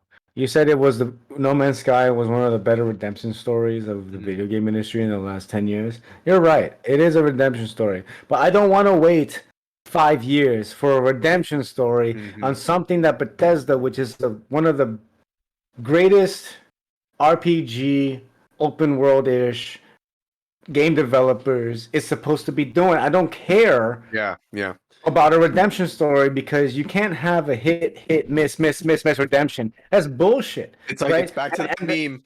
Right, and that's the thing. Like, you compare No Man's Sky, right? And they missed hard, and that may not have been Todd, but like you're gonna basically make No Man's Sky Fallout Edition. Yeah, pretty much. And then you're gonna back it up after you already gave the No Man's Sky promise to Fallout 76. You can't fucking do this again. I am not waiting 4 years for Fallout 76 2.0. That's bullshit. That is the exact reason why I didn't buy Fallout 76. Yeah, no, which is why I'm saying you can make fun of me all you want about you didn't play Fallout 4, you fucking loser, you fucking fake fan. And I was like, look, I like the only reason why I couldn't play Fallout 4 was because I bought it for PC and my PC sucked dick. I can actually play it now. That's the point. I will. I actually already got through the first mission, but that's the point. The point is Fallout 76, and I'm pissed because Fallout 76 was supposed to be like this unifier of all Fallout. This grand opus, right? And it failed hard. Yeah. It redeemed itself, but when was it released? Like, it was so long. It's a redemption story, right? But I don't care about it anymore. The fact that they had to release the pit to get people back to play it again, why? Right. Just make a new Fallout game. Why is Fallout London a DLC when it could have been its own standalone game? No, I absolutely get you. Like, that pisses me off. Which is why I'm like very cautiously optimistic for Starfield, because the last game that we got from Bethesda that was like wow, like made like complete wow, was Skyrim. Skyrim was the last game we got. Yeah. That was 2011. What are you talking about? What? Yeah, that's 2011. That's the last time we got something that was just like everybody unilaterally across all the board was on board, right? Fallout 4 was the one that came next, and it was like, it was decisive, right? Because they had the voice protagonist. It wasn't a silent protagonist, so people really didn't like that, and it was a lot smaller than the previous Fallout games. Then we got Fallout 76, and then we got, obviously, yada yada yada. But the point is I think a lot of people also have the expectations of, like, because it's Bethesda, they want like that Fallout New Vegas. No, Fallout New Vegas is Obsidian. I'm sorry. They want that Skyrim moment, right? Like wow, that wow, like so many options. I can do anything I want, and they all work, right? The wiki says that they had a hand in the new. What about all the Doom games that come out? Aren't they Bethesda? They're id Software. id Software is their parent company is Bethesda, but id Software. Okay, so what do you think? What do you think? That still counts. Out of these two games, what do you think is gonna do better in sales? And which game do you think is gonna be better, Starfield or Ghostwire? Ghostwire already came out. Starfield? It's gonna do what, better, or it's gonna be a better game? I think it's gonna do better. Fallout 5 is a TBA. Oh, I'm on the wiki right now, and I'm seeing Fallout 5 as a TBA. What the hell? Ooh, well, I don't know. Well, it's right next to Elder Scrolls 6, which we've been waiting for. Yeah, for it's like TBA. 6 years. Yeah, TBA. Dude, that means shit to us, but shit, Chaotic's gonna get back into single player games. Let's go. Finally. Here's the thing, though. Like, I just hope Starfield. I mean, it's promising. It just makes like a mix of Fallout and Mass Effect. But do you think that they have a better chance of delivering at least a good portion of the promises because we're on a new generation and we have a significantly more powerful console that can handle it? No. What about you, Maddie? Then what about you, Maddie? Let me say why I don't think that's the case. Oh, okay. It's not so much about the hardware because they're gonna make it on PC first. It's the diversity of each world. Not even that. I think eventually it's just gonna get repetitive. You're gonna see some things that are just the same. Mm-hmm. It's more of the creative team, the writing team. Like it's everything behind the hardware. Like, you can have the best hardware in the world, but if your story is shit, your game is shit. That's true. Like, it's just that simple. Because how many games have you played where the graphics are crap, everything else is crap, but the story was so good you swear by it? Damn. Can't think of. something that was. I mean, like Halo recently, Infinite. it's hard. Yeah, But I mean, everything you about can that for is good. What? I said Halo Infinite, but I'm saying nothing about that game is bad. Right, because like, I'm not talking about multiplayer. I'm talking about straight campaign. Right, because in the beginning the amazing. campaign was shit, right? The graphics were shit, but they had a story outlined, and the story makes sense lore-wise because it ties into the previous lore. Mm-hmm. And, good story at the beginning, shitty graphics, arguably shitty execution now, but even then, like if you're a lore nerd, it actually ties in and makes Halo 4 and 5 that much better. Yeah. Mm-hmm. And that's what I'm talking about. Like, if you're writing a shit, it doesn't matter what the hardware is. You need good writers. Yeah, there was a lot of things that were announced in the showcase that we're not really touching on, mainly because we don't really care about it, like Forza Horizon 5, Diablo, and Minecraft. Mm-hmm. Not that they and Overwatch 2. Not that they're not impressive and that they're not they don't have. It just doesn't speak to us. Yeah, it's just not our cup of tea, you know. But Forza does look pretty as fuck, though. Yeah, everything. I have to admit, everything in the showcase looks so fucking good.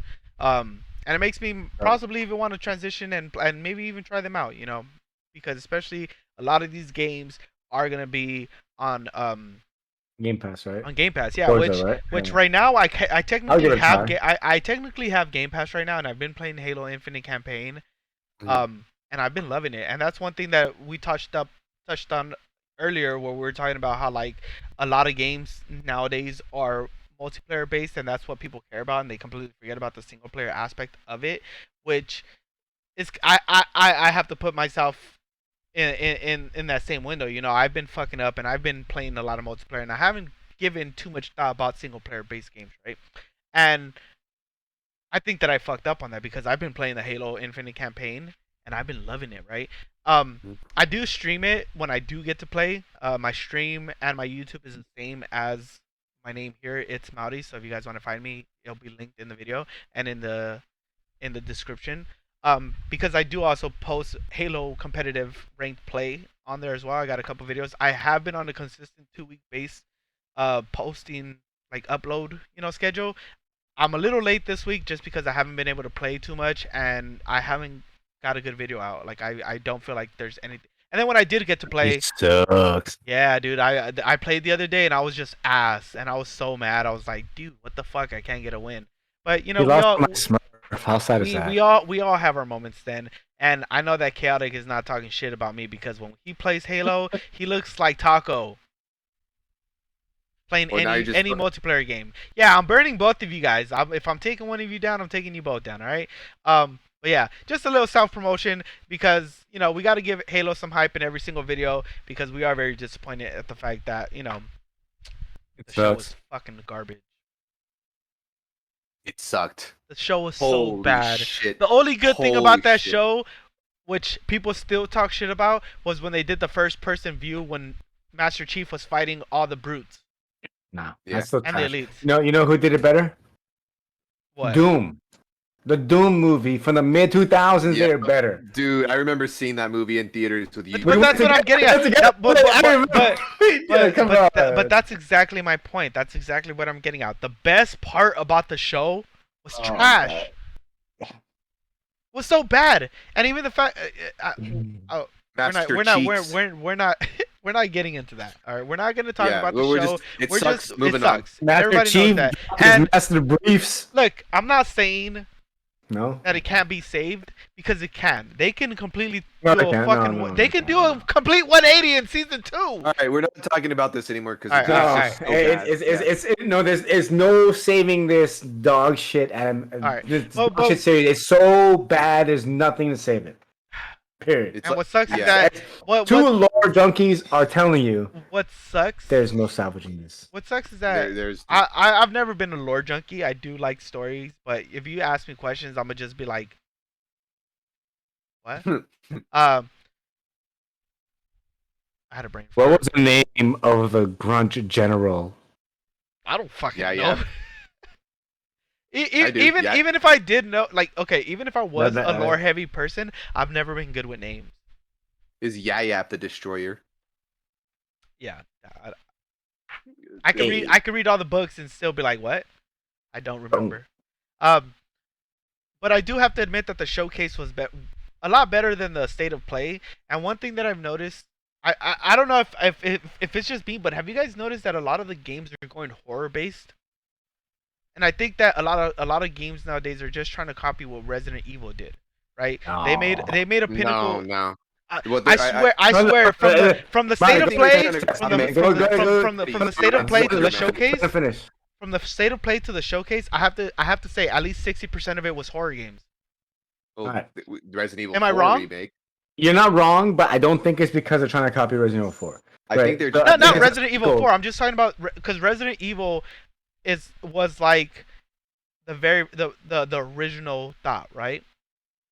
Nah, I think that was just the first one. Like you're that's having what I'm like getting at. It's Resident Evil started it, and then it just trickled down, and now everyone's trying to make a game like it. No one's talking to each other about what they're doing, right?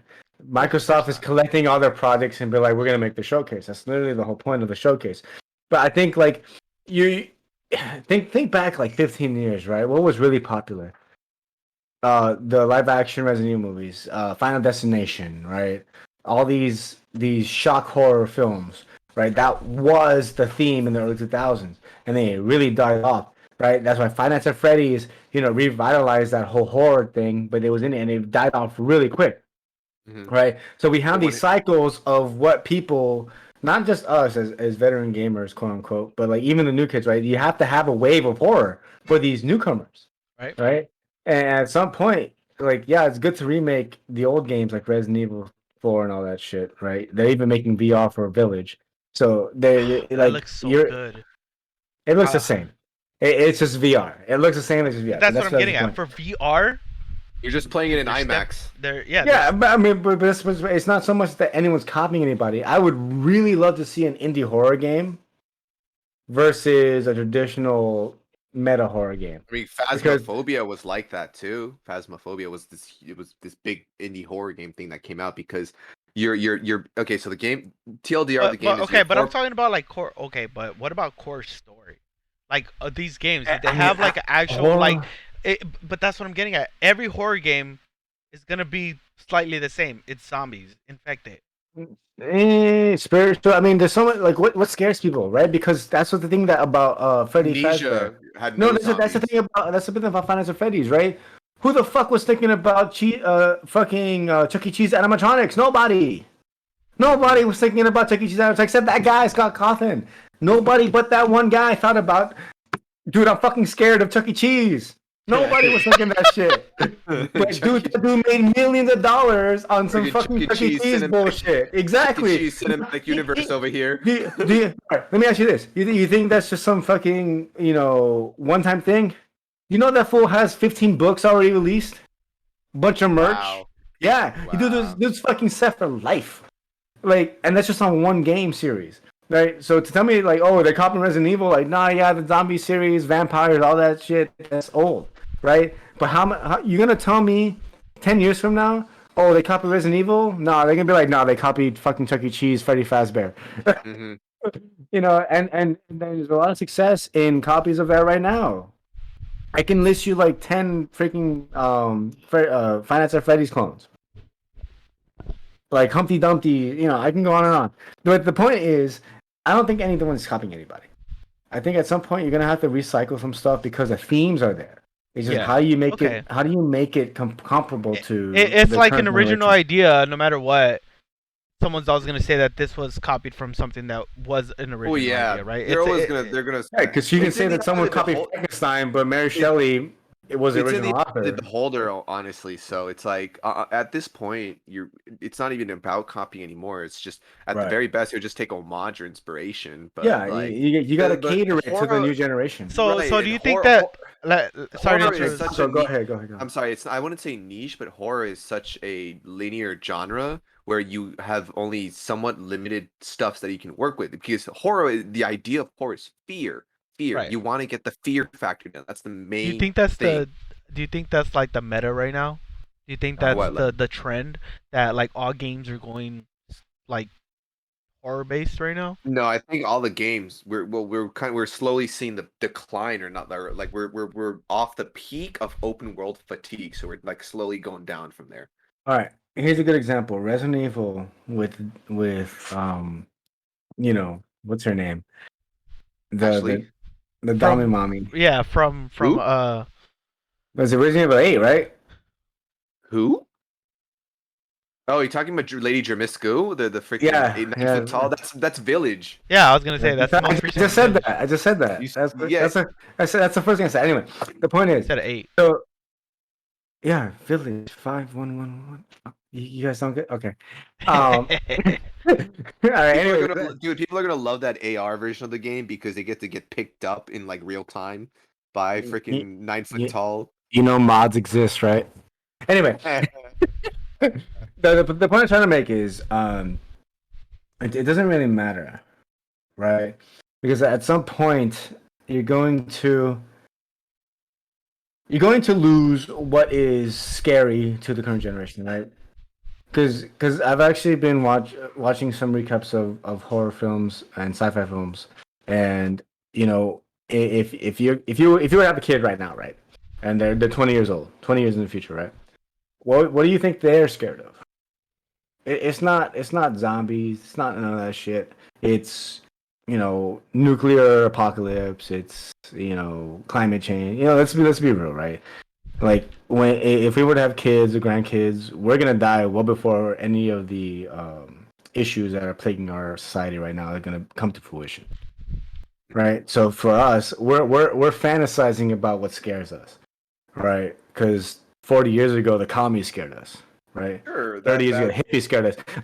4 years ago, it was killer fucking clowns. Dude, I remember that. Like, yeah, you remember that shit? And then the next 5 years is gonna be killer Winnie the Pooh's. You know, we had Sharknado. That movie. You know, we have dumb shit because we're so fucking bored. We're making up shit to scare ourselves with that shit. But our kids and our grandkids are gonna deal with real shit. Yeah. Right? There was a game in the Xbox showcase that dealt with the nature, and I've, you know, I'm skipping the name right now, but there was an African American protagonist, and something happened to society. Oh no, that's not it. Never mind. And she had to figure out the mystery. No, I don't know. Well, it'll come up. I'll link it to Mario or Taco so they can put it up there. But essentially, there was a cryptic message in that game announcement. This message was for the future. It wasn't for us. It was for everyone else in the future. And they just put it out there, and I was like, okay, well, you're making the theme of the game where there's an apocalyptic event and nobody remembers what happened except for one person, right? So now she's got to figure this out and tell everybody else.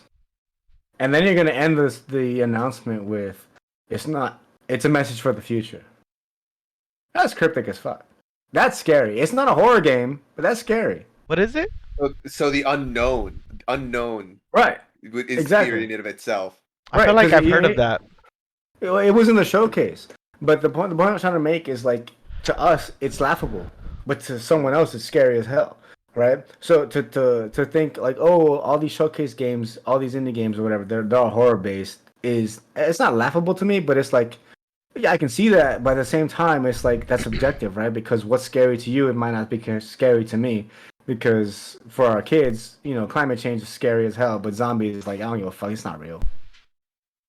You know, like, it's as real as a fucking Italian plumber from Japan jumping on magic mushrooms. Like, so something that might be plausible or possible in the scope of what we have, but something that's also unknown, right? Yeah. So I mean, like, anything that comes out right now could be scary. Like Metroid Dread, right? That could be, you know, twisted into AI is gonna kill us all.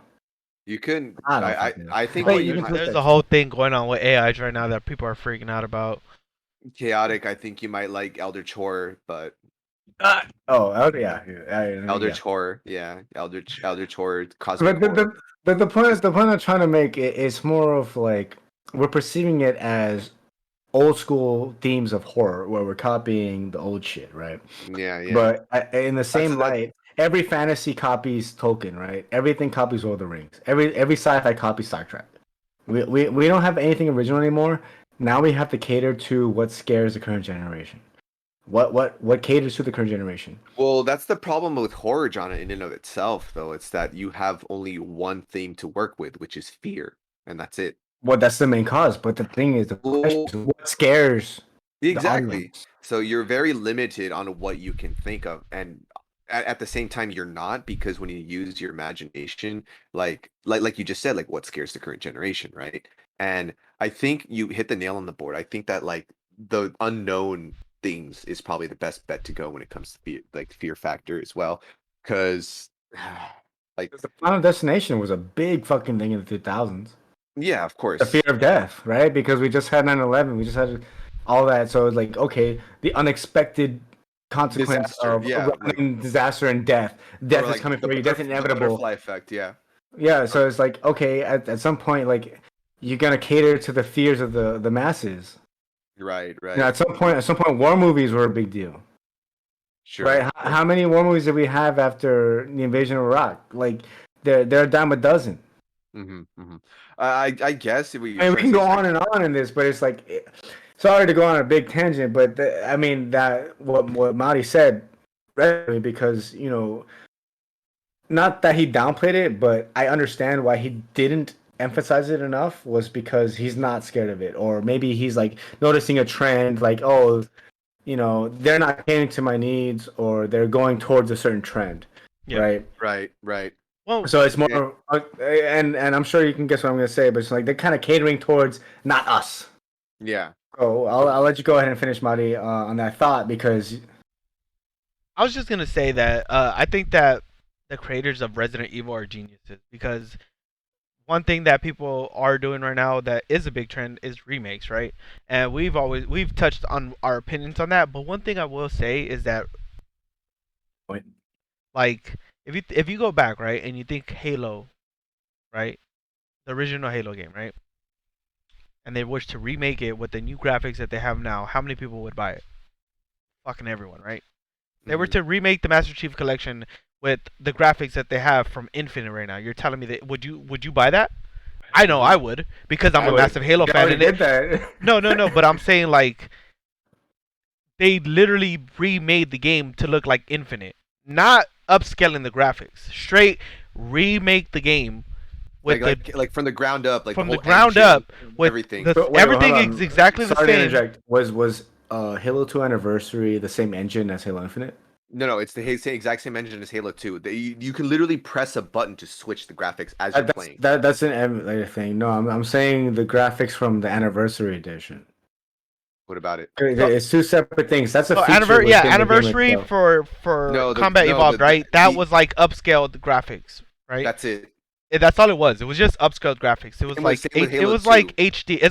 It's like going and watching Friends or that 70s Friends or that 70s show, right? Hold on. Let me finish my thought. It's like watching Friends or that 70s show or all these old school shows that used to be or like even Seinfeld, right? Where it used to be it wasn't 9:16. It was like it was just the box, right? So then they did widescreen where things were cut out, and then you look at it and you're like, oh my god, it looks like they literally just made this show like this year. Right? Okay. So they do that with Halo. That's something that, because I'm such a Halo fan and I love it, I would want to get that, because it's like because nothing about the game changed. Nothing about the game. The core mechanics of the game and the engine for everything in the Master Chief Collection is the exact same as it was when it released at that time. Right. So Halo 2 Anniversary, same exact engine as Halo 2, except they just slap over an extremely crazy, good-looking graphic skin. I just thought it was a feature of the game where you can switch back and forth. So that's pretty much what Resident Evil is doing with all their games. Maybe they're adding a couple little things here and there to make all the other games connect with each other. But with 4, they're completely making everything from the ground up. The whole engine, the whole physics, the whole graphical. But the story is still going to be the same as the original game. Yeah, obviously. But that's what I'm getting at. Everything's going to be the same as the original game, just with everything that we love about the new games, right? So that's what they're doing with Resident Evil 4, and I think that's the right way to go about making remakes. It's not just Right. reskinning it. It's about changing things that you need to change, making it better, and giving the people Final Fantasy who VII Remake. giving the original, the people who are like the old school fans of it, that Something game new that they can, something that they loved, but a better version of it. Yeah, like Final Fantasy VII Remake. That. Yeah. So I think they're doing remakes good, and I'm just a dreamer, but I hope they do that with all the Mario Super Saga series games. I'm just saying. I hope they do a collection re-release. That'd be great. Oh yeah, that's that. Okay, I hate collection games, and I know that they're doing that with Persona. And if they port it to the Switch, I might just get Switch Online and do the fucking. I will split that with you. Oh, are you talking about Persona, where right? we do the. Yeah. No, I'm not talking about Persona though, but I will split. Like you asked me the other day if I wanted to get the family plan with like for Nintendo and all that for the Nintendo Switch Online, and I said no because there's nothing appealing about it right now that I want to play. Right? There's nothing on the N64 that not even I think they have Ocarina of Time, right? Yeah, they have. I don't care about playing that. Okay. Because honestly, porting Nintendo 64 games to the Switch, I'm just not for it. I don't care about the graphics from back then. I don't really care about the mechanics of the game. I don't want to struggle with that because I tried playing Mario 64 and I didn't like it. Sorry. Yeah, that didn't age well. In my opinion, that didn't age. The camera. If they bring any, if they playing? the collection version. The Superstar version, the emulator version. Why wouldn't you just get the DS version? It's the better version. How would he play it though? He doesn't have a DS and an emulator. But easy. But that's the thing. Why wouldn't they port that version over instead of the 64 version? Money. But exactly. But if you wanted to get more money for someone who doesn't like the mechanics of the 64, why wouldn't you use the mechanics from the DS version? Because the disconnect is the person who's willing to pay for it. Because the amount of everybody would pay for it if they have the better mechanics. I didn't pay for that shit. Okay, everybody who's the actual fan, motherfucker. You're a fan. Hey, this is the thing about meeting your heroes, bro. They're always gonna disappoint you. Damn, what a pessimistic person. Gosh, and I thought Taco was that. Look. They hyped me up with 64, right? Then they re-released DS. I'm like, it's the greatest band in the world. Yeah, it's a banger for sure. Yeah, and then they bring in that fucking collection, and they don't even give you the greatest hits. They give you the pre-alpha version. I don't want the pre-alpha version. But that's what I'm getting at. Hits. Why wouldn't they bring the greatest hit version? That's what I'm getting at. That's the point. The point is they won't. They don't have to. They don't have to go the extra mile because people will buy it anyways. Yep. Exactly. Preach. And that's exactly why I'm not getting the different version of the online. Well, that's what I'm getting at. But I'm saying you asked me where can you get that version. I was like, just emulate that shit. Yeah, but I'm not gonna do that. I don't have your stream. I don't have your Steam Deck yet. Dang. Anyways, but I do. But what I'm getting at is that I hope that they either bring a collection of Superstar Saga, or they port it to the Switch, or they just do a remaster of everything. Because I think that is probably that's the best RPG of Mario. Preach, man. And going back to what I was saying about like the VR looking amazing, and I have never played any VR game, and I don't plan on starting it with a horror game because I already don't like horror in general. Only way to play VR. I don't like horror. I recently got into horror movies like maybe a couple years ago, and it was only because of my girlfriend. Right? I never liked it. I don't like that feeling of being scared. I don't know. It's just me. So I'm hoping that they bring something like Modern Warfare or Call of Duty, right? But I don't want to just put a VR set and then be one of those morons who's like playing and then dives and then breaks my TV because you're trying to like truly be immersed in the VR. No, I want to get one of those stations where it has a ground that actually moves. You're holding like you have everything in the like. I want to be like connected to a machine. Go to a Microsoft store. They have those. Yeah, I'm not paying up the ass for that. No, they do it for free. Oh, to just play it? Yeah. But I'm saying I want it at home. The one in Century City. You can go there and play. But I want it at home. Oh, bro, come on, get the fuck out of here. I'm just asking too much. But you know who's not paying out the ass for VR? Our patrons. My sister, who paid for this mic. Oh yeah, big shout out to her. Didn't we already do a shout out to her though for buying you that? Oh, it didn't. That was the previous episode. Oh, that's the episode that Chaotic said he was gonna edit, but then he got a second job, and all of a sudden he couldn't do it, and didn't tell us until like 2 weeks later. We was like, yeah, I can't do it. Like, I could have done it. Yeah, you could have did it, but you didn't. Yeah. So thank you to our Patreon. We also need new mics. Just saying. Hint, hint. I don't. I got mine right here. Okay, fine. We don't technically need them, but we want them, and we also need new webcams so that we can get even clearer, 4K. Okay. Just kidding. We don't really care about that because we're just here to bring you entertainment and to be part of our conversations and enjoy it, because I know a lot of you probably just listen to us. You don't even watch this shit. But either way, thank you for everything that you guys do. For those of you who are still around, thank you very much. We do want to talk about Modern Warfare, but we're going to save that for another video because we know that there's going to be more announcements to come. I am looking forward to it. I do have ideas on what I think they can do to fix it so that it's not a busted game like Modern Warfare 2019 is and Warzone. But, when the time comes, we'll talk about it. No, I'm talking about fucking breaking cameras and sliding, dude. I have so much to say about that, but like I said, we'll talk about that in the next video. Hopefully you guys are there. Hopefully you guys enjoyed this video, and we'll see you next time. Kanpai, my shit's done as per usual. Peace.